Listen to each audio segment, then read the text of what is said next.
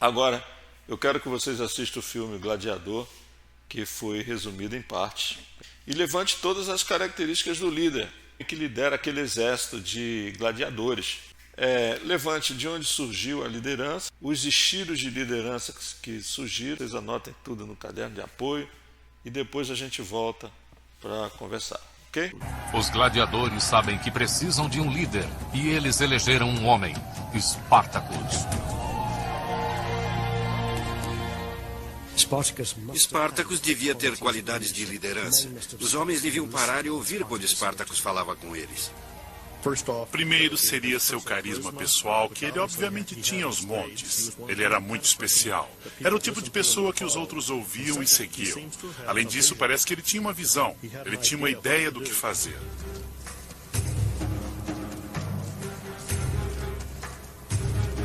Nos primeiros dias após a fuga, o importante era sobreviver. Eles para as encostas pouco habitadas do Vesúvio, o vulcão inativo. Espartacus planeja montar uma base no território remoto. Ali eles poderão preparar uma defesa para quando Roma reagir.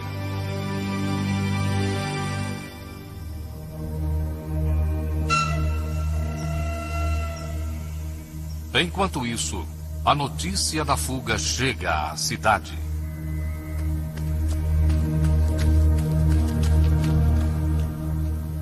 Os senadores ficam sabendo o que houve. Sabem que precisam agir, mas não acreditam que seja uma crise. 74 escravos não são propriamente um exército. Certamente não o bastante para atrapalhar o dia a dia da elite romana. O homem que os liderou era um oficial desconhecido chamado Glaber, que parecia totalmente inexperiente, totalmente ingênuo. Certamente não levou a ameaça a sério. Glaber e seus homens marcharam ao sul para o Vesúvio. E Roma continuou em sua rotina. Algum tempo depois, chegaram os primeiros relatos sobre o que aconteceu.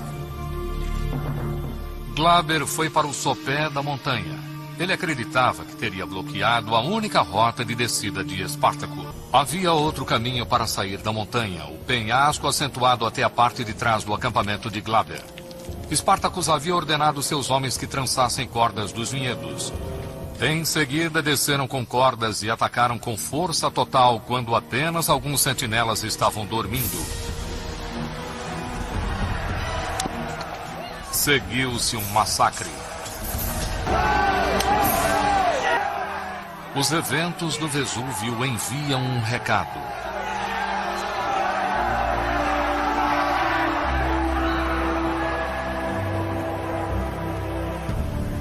Ficou claro que a máquina romana podia ser derrotada por pessoas que deveriam ser mais do que desprezadas.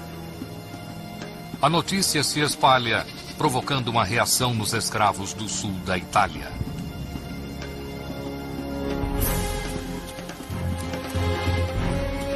Eles veem o que Espartacus está fazendo como uma chance para obter liberdade e muitos simplesmente fogem de seus donos. Esses homens não são gladiadores. A maioria trabalha nos campos, nunca lutaram em batalhas, mas querem ser comandados por Espartacus. Eles se tornam sua responsabilidade. Ele disse, vamos ficar juntos, vamos ser disciplinados, vamos saquear o campo para obter o que precisarmos. Vamos lutar contra os romanos e vamos vencer. Espartacus, o escravo, tornou-se um líder de homens. E ele precisa prosseguir com a parte prática de lutar uma guerra.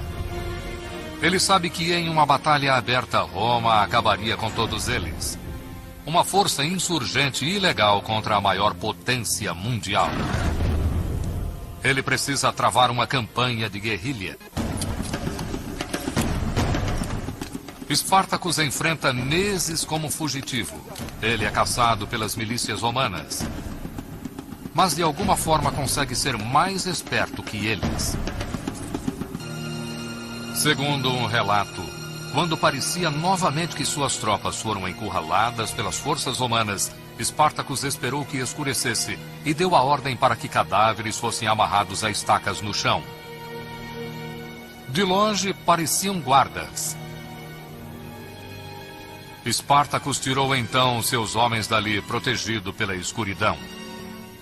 Quando nasceu o sol, os romanos perceberam que estavam cercando um acampamento vazio. Espartacus mostra um talento excepcional para frustrar seu inimigo, muito maior do que se esperava de um escravo, até mesmo de um gladiador. Ele era particularmente bom no que hoje chamaríamos de guerra não convencional e, até certo grau, táticas de guerrilha. O Espartacus do mito é um escravo que veio do nada. Mas está claro que ele entende suas táticas porque ele foi um soldado romano.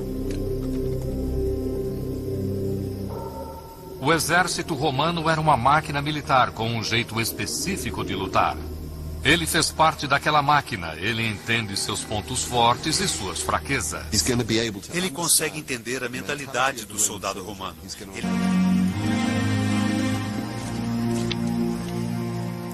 Alguns dizem que há mulheres e crianças com ele.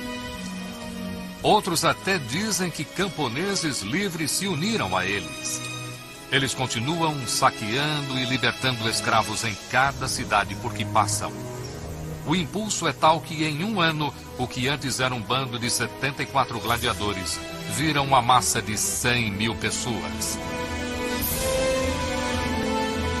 Ele é efetivamente o líder de uma nova comunidade.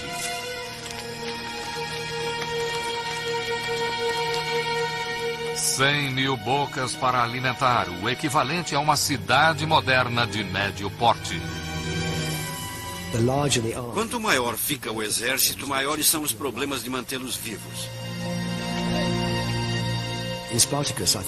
Com Espartacus, acho que estamos falando de um verdadeiro líder. Ele tem aquela habilidade de entender estratégia ao invés de táticas. Essas são as tropas que fizeram um império. Elas destruíram nações. Espartacus deve preparar seus homens para atacarem essas legiões no campo de batalha, ou serão mortos. Mas suas ações não são altruístas, pois tudo que ele faz também tem um conceito. Espartacus não é um revolucionário. Não há um grande plano para derrubar o sistema romano. Ele quer é fugir. O que Espartacus quer é ir para casa. Ir para casa é o objetivo desta revolta. Acho que o que Espartacus está criando com seu exército é outro exército romano. Porque é tudo que ele sabe.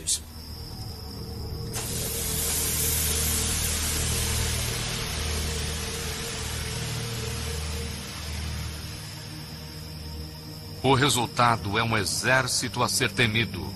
Homens que sabem que não precisam mais fugir. E isso por si só cria um novo problema para Espartacus. Alguns desses homens ficam confiantes demais.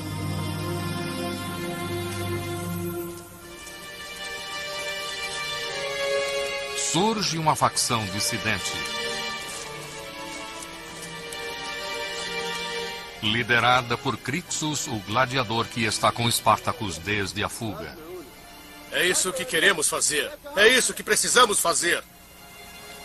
Queremos matar os romanos. Queremos ouro. Queremos mulheres. Não somos covardes. Espartacus não pode salvar esses homens de si mesmos. Eles acreditam que não precisam escapar com ele. Ao invés disso, eles acham que podem ficar na Itália e lutar diretamente contra Roma. Essencialmente, o que os separou foi que Crixus estava pensando no curto prazo. E acho que Espartacus estava pensando no longo prazo. Fica claro que os dois homens e as facções que lideram não podem mais ficar juntos. Crixus abandona Espartacus. Sabemos que quando Espartacus marcha ao norte no ano de 72 a.C., Crixus e seus homens, chegando a 30 mil homens, não vão junto, eles ficam no sul, e é uma perda significativa. É uma perda que enfraquece e divide o exército de escravos exatamente quando Roma lança seu contra-ataque. Um novo exército de tropas profissionais recebe a tarefa de destruir os escravos. Não sabemos se os romanos sabiam da cisão. É bem provável.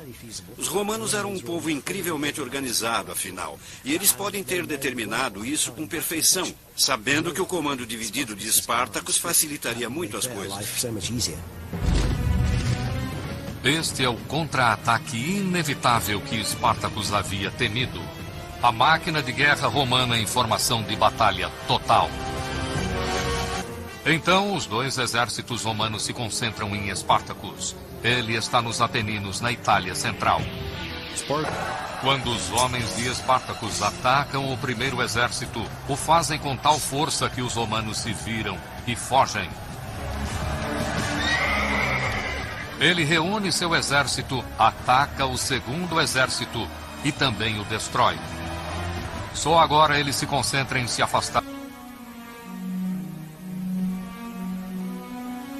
Depois de semanas lutando centenas de quilômetros de marcha, Espartacus leva seu exército de escravos, chegando a 70.000 pessoas, para o sopé dos Alpes. Eles ficam na fronteira do Império Romano. Eles estão quase fora de alcance. Esse era o objetivo de Espartacus. A separação de Crixus, as mortes, os meses de sofrimento, tudo para alcançar este momento. Espartacus cruzará essas montanhas. Ele deixará Roma para trás. Ele voltará para a Trácia, sua pátria. Agora anote todas as características do líder, de onde surgiu a liderança e os estilos. Aí o professor Cuca aqui vai falando, né, quais são as principais características. Primeiro ele diz o seguinte: o líder mostra ao grupo a direção a ser seguida. E o porquê. Ele atravessa todo o Império Romano com gladiadores. Vai até o fim e depois volta. Mostra ao grupo a viabilidade e as vantagens, o potencial daquele grupo de realizá-las e cooperação no grupo.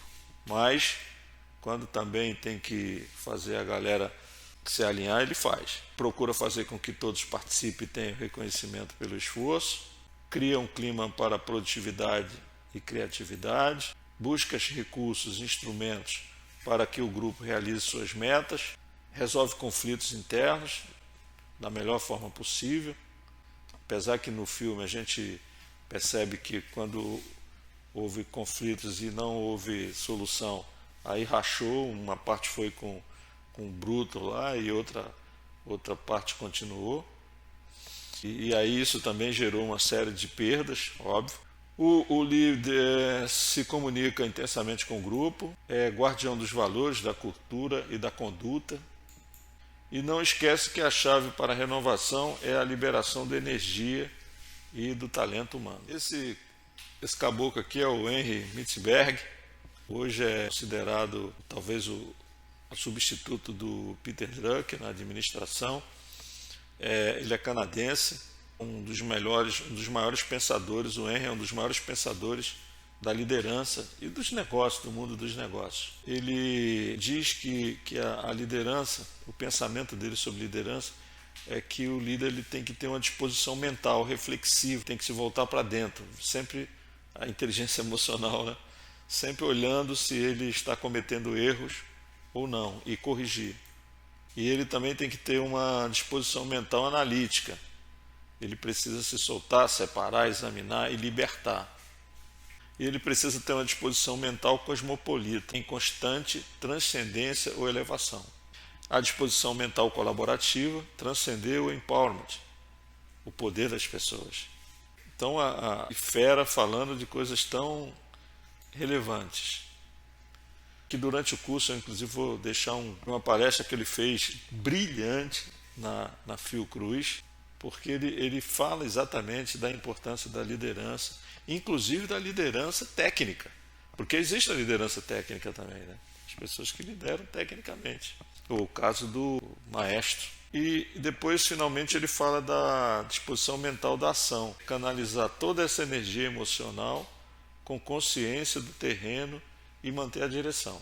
O Abraham Lincoln, que foi o 16º presidente dos Estados Unidos durante a Guerra Civil Americana, que foi, todo mundo já ouviu falar nessa grande guerra, norte contra o sul, foi o presidente, ele dizia o seguinte, que é a maior habilidade de desenvolver qualidades extraordinárias em pessoas comuns. O Jack Welch foi o homem que transformou a GE, a General Electric, para os tempos atuais. A GE está naquele livro Feitas para Durar, empresa centenária.